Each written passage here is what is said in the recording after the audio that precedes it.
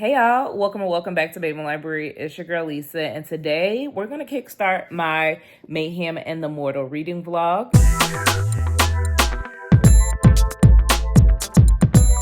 This book is an art copy. I am reading this probably about a week out from its release date of March 17th. This is Shanora Williams' most recent romantasy story, and quite frankly, I have been tipping my toe into romantasy, and I am ready to read and devour this. I am probably 10 chapters in, which is roughly about 50 pages.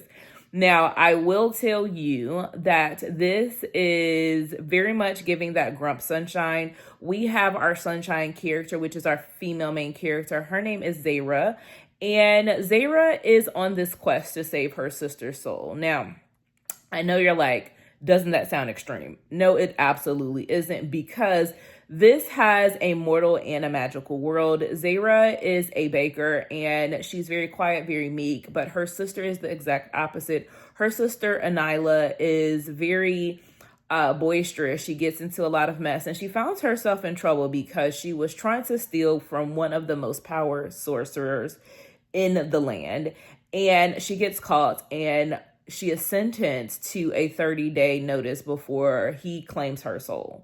Now, Zara cannot live without her sister. She is very, very tight to her, and that is probably the last person on earth that she has that she feels a connection with. While they may be very different, they are sisters, and I very much understand that, having a sister myself.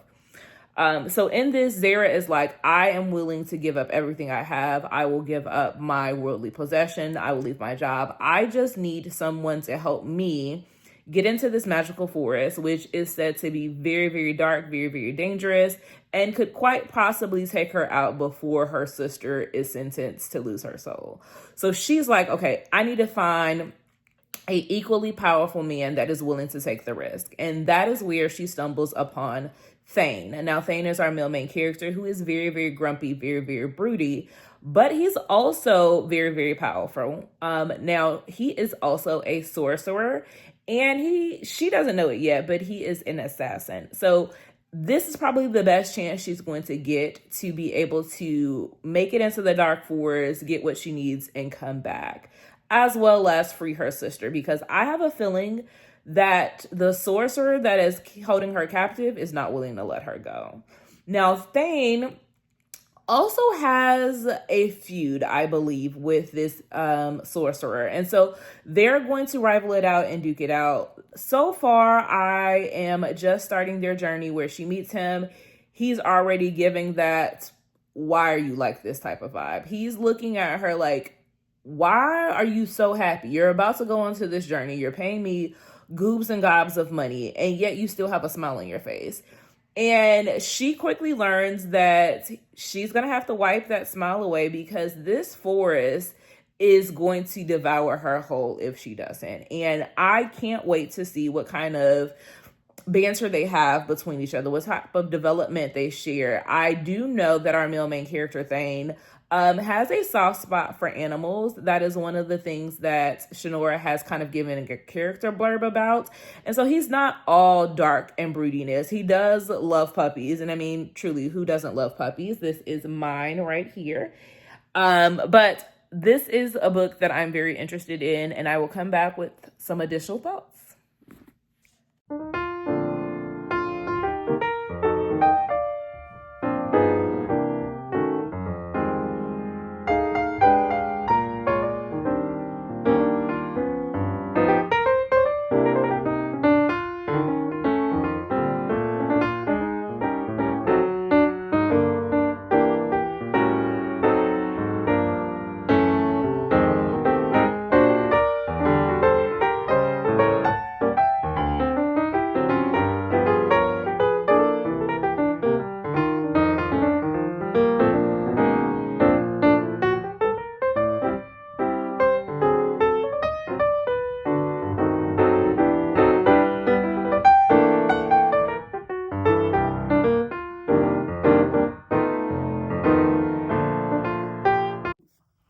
All right, I'm here to give y'all a check-in on Mayhem and the Mortal. I am 50% of the way in, and I am having a great time. I am really enjoying Shanora's writing of this story. It gives risk, it gives banter, it gives camaraderie. Let me tell you, I was not expecting Thane and Zayra to pick up extras on this quest. Like, I knew the two of them were going to go and they were going to have this tension with them, but I did not think that they were going to get some comedic reprieve by adding two additional characters. So one day, while they're going on this quest, Zayra is sleeping and she has someone break in to the place in which she's sleeping, and Thane is gone. And so, of course, she is already in high alert. And let me tell you one thing about my girl Zayra. Baby, self-awareness, awareness of her surroundings, awareness of what's going on and how she is in danger, how she is a risk. She doesn't have it. This young lady is truly a damsel in distress. Now, she's smart, but she's risky, and she truly needed things to help her survive through this journey. But she's sleeping and she has this man that breaks into her home is ready to rob her. Lo and behold, that's Algar. And you may think, Lisa, how do you wind up coming to like somebody who is a thief? Let me tell you, Algar used to be friends when he was a child with Thane. So, like, Thane comes in, he's like, Algar, is that you? You still up to these thievery tricks and you're still trying to rob people? Like, I thought we were done with that. We're grown. Like, we should be moved on. Algar is like, oh, my bad. Like, I didn't know that this was your people. Like, we good, whatever. Algar is funny. Like, he is the counterpart. Like, he has known Thane. He is be able to vouch for Thane, but he's also able to see how much Thane has changed. Like, when they were children, they used to be up to these antics together, but something has truly hardened Thane, and Algar doesn't know what that is. So Algar joins the team, and he's like, I'm ready to go on this quest. I need money. Like, Algar has a thieving problem, but he also has a debt problem. He loves to gamble. And so he is in the point where he owes everybody some money. He has a whole bunch of debts, no money to pay them. And so he's like, okay, you guys are going to the temple. The temple holds the stone for Zayra and what she needs. Thane is going to the temple, we find out later, because there is a secret tomb that is made for sorcerers, and it helps hiding their powers. And so he's going off of his own strength of being able to want the tomb, which becomes an issue because he doesn't really let on the true nature of why he's going on this quest. From Zayra's point of view, she thinks that it's the money, but then she finds out a little bit more, and then she finds out a little bit more and a little bit more. And like, the secrets keep unfolding with Thane. He is very mysterious. But then you have Algar, who is going for riches and money because he needs to counterbalance his debt. So you got the three of them. They're going on this quest. They wind up coming into a lot of trouble on the way. They go through this town in which they are really chased by guards, and Zayra winds up getting injured. And so Algar is like, okay, I know the perfect place to go. And he goes to this cute little tavern, which has two minotaurs, two twin siblings that run this inn.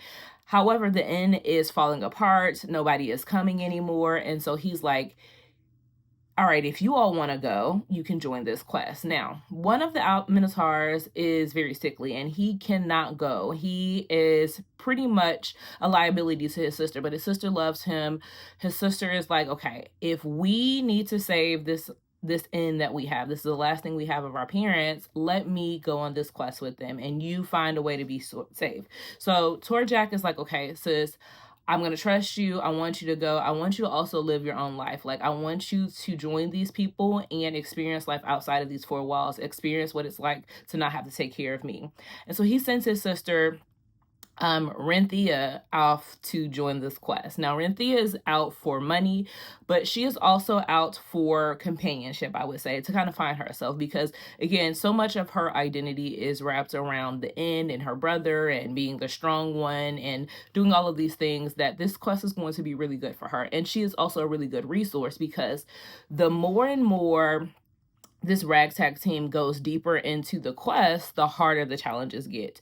They wind up facing what I consider is a kraken in the swamp. They wind up, having to go through this cave and go through this journey. Now, Renthia is like, okay, y'all, before we go on this quest, we have to go see the one person that has actually gone to the shadows and come back. Like, there is only one person that I know. And before I haphazardly go into this kill mission, I need to know what I'm up against. And so she goes to visit the king of this land, and she already has a relationship with him. And he's like, this is the only person that I trust to tell me what's going on. Now, when we get there, the king has a son, and that son has taken a liking to our girl's area. And Zara is like, just me, little on me, I'm a mere mortal. Like, I'm around all of these beasts, I'm around sorcerers, I'm around all of these cool people, and I don't really have nothing to offer. But if you're giving me attention, I'll take it. Like, I want to have a little bit of joy. And that pisses Thane off. Like, this is one of the situations where, you know, it starts to take a turn, because Thane is like, if you're going on this quest, you're my responsibility. You're mine. And so I love being able to see Thane be so hard, but you see those soft and tender moments. When Zara gets hurt, he is like coming to her aid to defend her. He is making sure, like, this is giving you touch her and you're out of there. In addition to that, he has this soft and touching moments where he like wants to see her happy. So he, you know, brings her, you know, treats, and he brings her to see animals and things that he think will give her a little bit of joy, because everything else is a show. Like, it is a mess. And he is trying the best way that he knows how to show her that he is interested in her without giving her too much, because this man cannot be beholden to anybody else. Like, he feels like he is carrying a burden, and he doesn't want anybody else to become intertwined with his life. But lo and behold, he sees that Zara is actually attracted to him. And so when somebody else start paying her attention, he like, oh no, let me lock in and let this girl know, when we on this quest, we together. Like, I may not have asked you to be with me, but we together. We're locked in, and I'm gonna make sure you know it. Because, baby, I'm gonna just say this. Thane is a shadow daddy, and when he uses those shadow daddies, he don't care who was around. Ain't nobody seeing it, don't nobody know. There is a carriage scene that just like, I said, this not no historical, and yet we get a carriage scene. Like, Shanora, you're treating the girls. We are eating, we are feeding, we are loving. And so now we're at the point where we've just found out their secrets, because in order for them to join this quest, they needed this particular tool, and that tool, and the price to pay for that is secrets. And so Zara now knows why Thane is so hell-bent on going on this quest, and Thane now knows a little bit more about why Zara wants to go, and we are going to leave it at that and see what else happens with the two of them in this quest.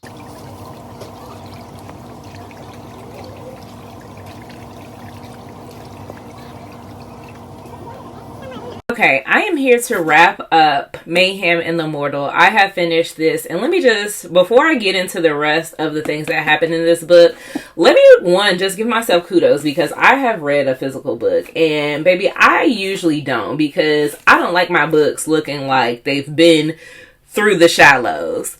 I like my books to be in pristine conditions, but this ARC copy first is so floppy. Like, I just had a time just letting it bounce. In addition, I want to say, from a writing standpoint, chef's kiss. These are the quickest chapters I have ever read. Like, she is doing 3 to 5 pages max. She wrote this like it was a school assignment. A chapter, 3 pages, 5 pages. If you want to have a chapter that's 15, 20, 25, 35 pages, go somewhere else, because she's not here for that. Shanora Williams knew what we needed. Our attention spans were so short that she said, hey, I'm going to make it breeze by for you. I'm going to make sure that you don't get distracted at no point. Small and short chapters. In addition, what surprised me is that this is single POV, and I stuck with it. I have become spoiled to the fact of having dual POVs or multiple POVs.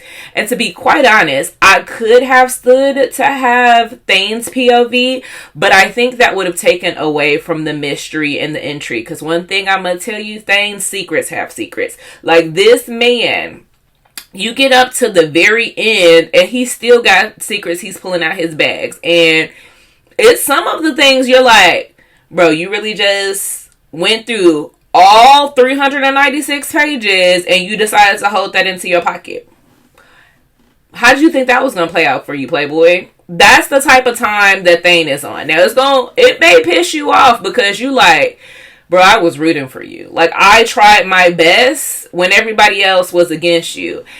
Except, if Zara allows it, you gotta allow it. Like, if Zara goes with the punches, then she like, okay, I can rock with you. Who am I but a mere reader, but to allow her choices? Like, baby, if you like it, I love it for you.